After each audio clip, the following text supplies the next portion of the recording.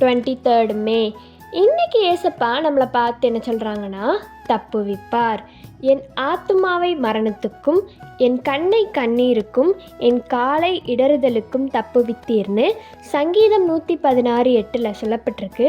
இந்த வசனத்தை நம்ம மூணாக பிரிக்கலாம். ஃபஸ்ட்டு நம்மளோட ஆத்துமா, அதாவது நம்மளோட சோல், அது மரணத்துக்கு அப்படின்னா நம்ம ஸ்பிரிச்சுவலாக இருப்போம், ஏசப்பாவோட நெருங்கி இருப்போம். ஆனால் நம்மளை ஏதோ ஒன்று நமக்கு இடரல் நம்மளை ஏசப்பா கிட்டேருந்து பிரிச்சிரும். அதான் ஃபஸ்ட்டு ஆத்துமாவை மரணத்துக்கு. ரெண்டாவது கண்ணை கண்ணீருக்கு அப்படின்னா நம்ம நிறைய சுச்சுவேஷனில் உடஞ்சி போய் ரொம்ப அழுவோம். அது ஏசப்பாக்கும் நம்மளுக்கும் மட்டும்தான் தெரியும். இவ்வளோ நாள் நீங்கள் நைட்டு எல்லோரும் படுத்ததுக்கப்புறம் அழுதுருக்கீங்களா, அந்த சுச்சுவேஷன். அடுத்து காலை இடறுதலுக்கு அப்படின்னா நம்ம நிறைய விஷயத்தில் நம்மளுக்கு அந்த விஷயம் சக்ஸஸாகவே நடக்காது. எப்போவுமே அது ஏதாவது ஒரு இதில் போய் தான் முடியும், அது சக்ஸஸே இருக்காது. அந்த மாதிரி இடத்துலேருந்தும் ஏசப்பா நம்மளை தப்பு வைப்பாங்க. அதுதான் இன்றைக்கி ஏசப்பா நம்மக்கிட்ட சொல்கிறாங்க. ஜெபம்.